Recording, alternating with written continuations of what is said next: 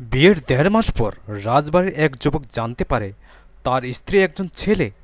এ ঘটনা জানাজানির পর এলাকায় ব্যাপক আলোড়ন সৃষ্টি হয়েছে।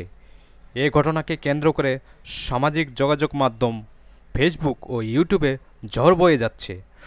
যুবকের স্বীকারোক্তি থেকে জানা যায়, ফেসবুকে তাদের পরিচয় হয়, পরিচয় থেকে প্রেম, এবং প্রেম থেকে বিয়েতে পরিণত হয়।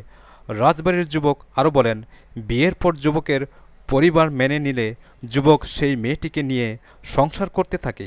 বিয়ের পর মেয়েটি যুবককে ২ মাস শারীরিক সম্পর্ক করতে নিষেধ করেন।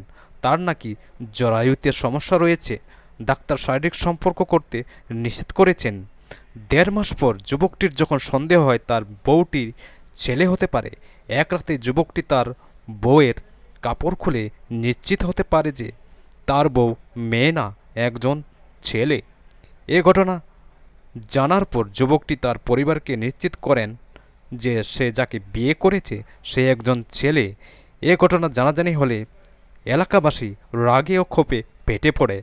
এলাকাবাসী ও জনগণের সহায়তায় ছেলেটিকে তার নিজ এলাকা চট্টগ্রামে পাঠানোর ব্যবস্থা করা হয়।